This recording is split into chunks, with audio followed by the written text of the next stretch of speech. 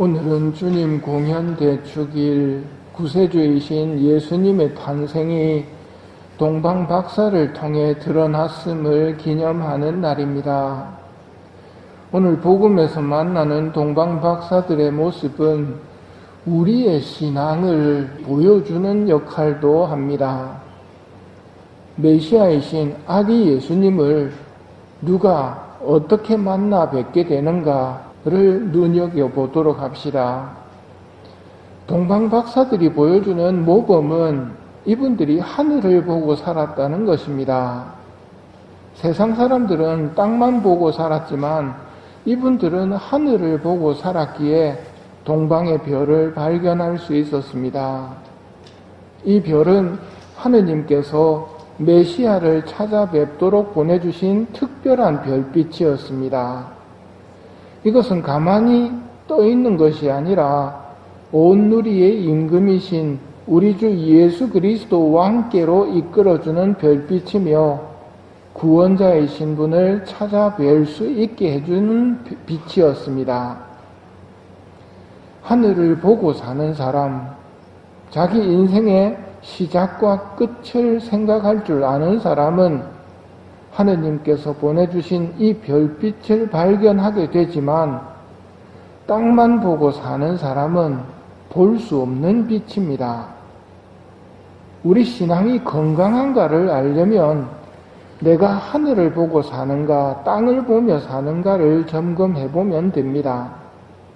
땅만 보고 살다가는 하느님께로 돌아갈 생각도 못하고 사는데 급급해서 정신없이 살다가 어리석은 자야 오늘 밤에 내 목숨을 되찾아갈 것이다 하는 말씀을 듣게 됩니다.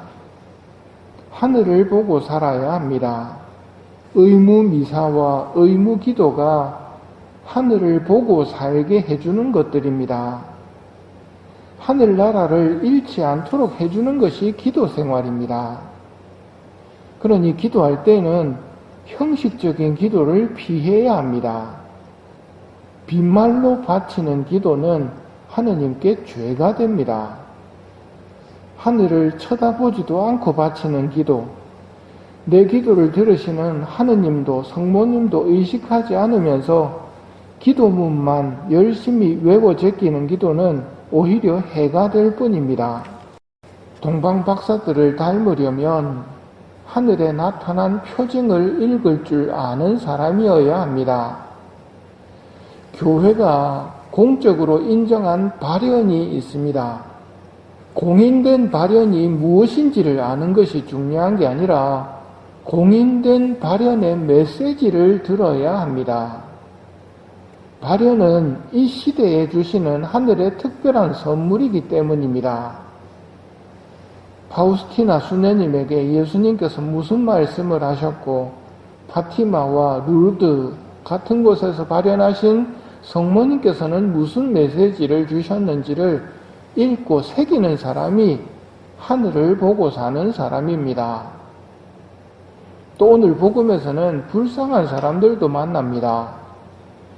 가지고 있는 성경 지식으로 유다 베들레헴입니다 하고 정답을 이야기하지만 메시아를 경배하러 가지 않는 사람들입니다. 이들은 자신들의 지식을 자랑 삼아 지니고 있을 뿐 실천하지 않는 지식인들입니다. 정답을 알고 있다는 것에서 기쁨을 느끼며 사람들에게 자기 지식을 자랑할 수 있는 것으로 만족하는 사람이 바로 이런 사람들입니다. 반면 동방박사들은 성경 지식은 좀 부족했어도 하늘을 보고 살며 하늘의 메시지를 읽고 실천할 줄 알았습니다. 예물을 마련하고 길을 떠날 때 그 여행이 얼마나 걸릴지 알 수 없었지만 동방박사들이 주님을 경배하기 위해서 길을 떠납니다. 우리도 얼마 동안 살아가야 하는지 모르지만 주님을 만나 경배할 때까지는 별빛의 인도를 받으며 따라가는 것이 신앙생활입니다. 신앙생활은 하느님과의 동행입니다.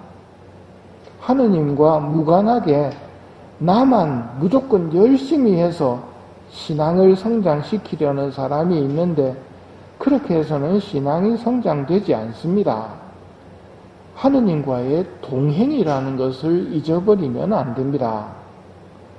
해가 뜨면 사라지는 별빛은 밤이 오기까지 기다려야 했습니다. 신앙도 하느님을 기다리는 시간이 필요합니다. 기도 바칠 때 내가 할 말만 하고 끝내버리는 것이 아니라 하느님께 시간을 내드리고 나는 침묵 중에 머물며 하느님의 현존 앞에 침잠해 있는 것이 필요합니다. 그 침묵의 시간 동안 하느님께서는 나를 은총으로 치유하시고 또 회복시켜 주시기 때문입니다. 이런 시간을 내드리지 않는 사람은 결국 피곤에 찌들리게 되고 받은 상처로 인해서 하느님 앞에 머무는 것이 점점 힘들어집니다. 주님 공연 대축일인 오늘 동방박사들이 보여준 신앙의 모범을 본받을 수 있는 은총을 청하며 이 미사를 계속 봉헌합시다.